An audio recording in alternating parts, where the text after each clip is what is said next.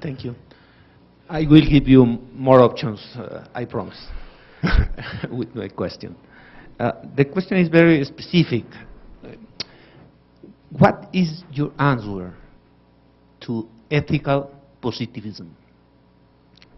It's very important for me to know what is the next step of the whole discussion between positivism and you. You mentioned ethical positivism. Ethical positivism, like Waldron and another McCormick. Tom Campbell as well. Can you explain? I have never heard the phrase ethical. Legal positivism, I understand. But what is ethical positivism? Well, you say in one article about Hart in January of this year that positivism recognize that they have one moral position when they choose the positivism. Behind, I don't know if the context is. Do you understand? I apologize to you. I know what you mean. I use the term political positivism in the article I think you have in mind. And I use that term because Jeremy Waldron, in his article, I think used the term political positivism. But am I right in thinking that what you have in mind is the argument that we have good reason in political morality for asking judges not to take morality into account in their particular decisions? That's the view you have in mind.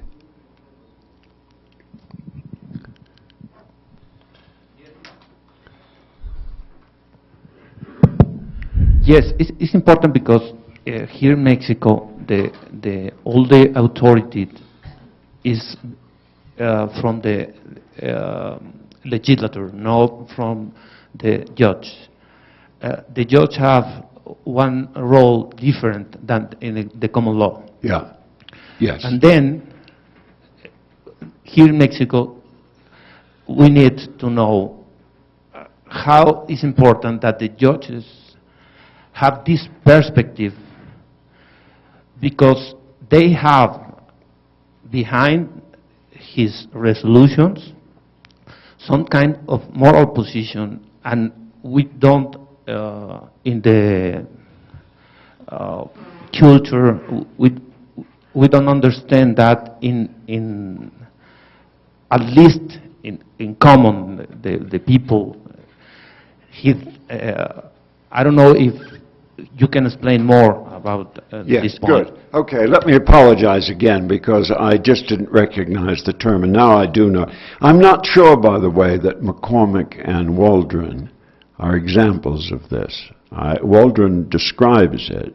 McCormick, I think, once held this view, but he tells me that he's now given it up, that his views are much more like the ones that I defend. But that doesn't matter. There are people. One very good example is Frederick Schauer of the Harvard University. And as I said in Justice and Robes, I think that's the form of positivism that is the strongest. So it's a very good question you ask. One issue is whether political positivism is possible. That is, whether judges really can decide without using their own judgment about moral issues. Can it work? Can it be done? In the classical or analytic positivism, the theorists like Herbert Hart or maybe Kelsen said, no, it can't be done, and therefore judges need discretion. because the law runs out. And then they have discretion. And in the area of discretion, they exercise their own moral judgment, political judgment, as to what law to make. Now, that view is not available to the political positivist, because the political positivist says the virtue of my position is that we don't have judges making moral decisions. So that, for me, raises the question, is it possible? A very good test of that is I'm sorry always to refer to American examples, but they're the ones I know. Some of you may be familiar with the argument about originalism in the United States Supreme Court. Those judges who say they are originalists say that they are political positivists. The moral case for their positivism is democratic theory. They say in a true democracy, judges shouldn't be making law. Therefore, we look to the intention of the lawmakers, which is a historical question, not a moral question. It doesn't work. You can't, these intentions are too ephemeral. You've got to make moral judgments to decide which intentions to pay attention to. So that's the first problem with political positivism, and I think it's an insurmountable problem. Next, however, the question is, what is the moral background or the ethical background to which they appeal? I've just given one example of that, democratic theory. In my view, that appeal to democracy is an appeal to an impoverished view of democracy. I don't think it's a defensible view of what democracy is, because it holds that democracy means majority rule. And that's not, you disagree. Why don't you? Yeah.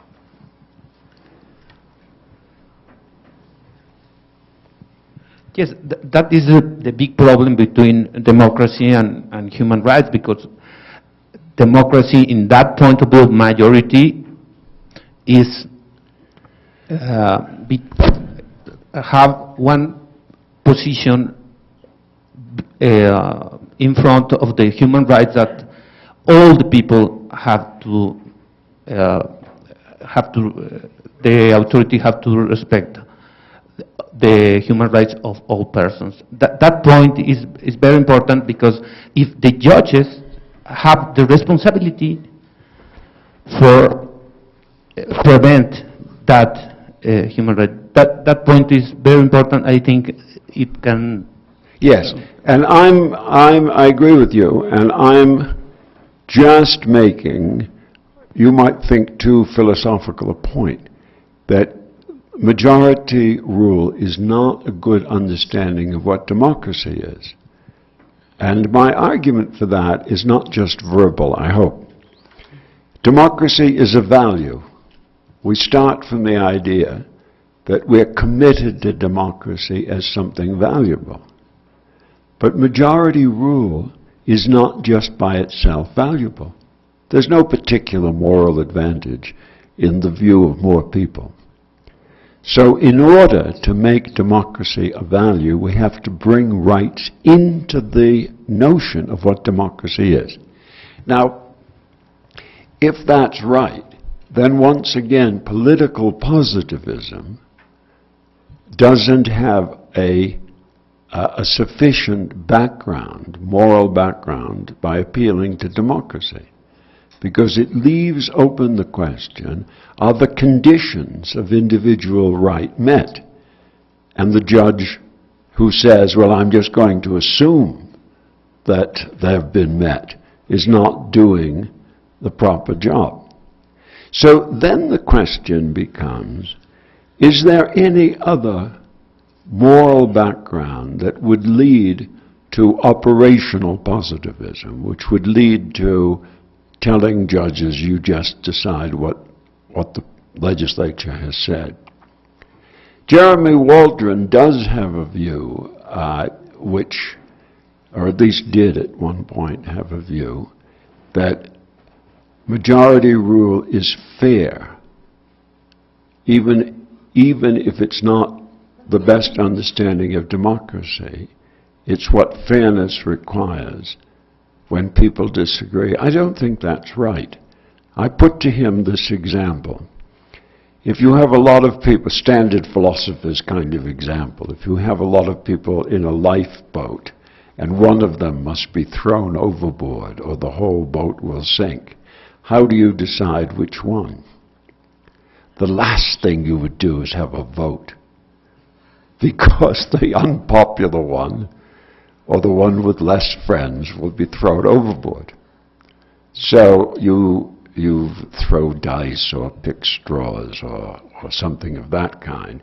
You don't have a vote. It's only under certain circumstances that majority rule is fair, and that means when rights are protected. So it's a very good question, your question, and I think it's the important issue now. It's an issue mainly in political philosophy. And I'm not persuaded by political positivism, or as you call it, ethical positivism, but it's better than analytic positivism, for which there's nothing to be said.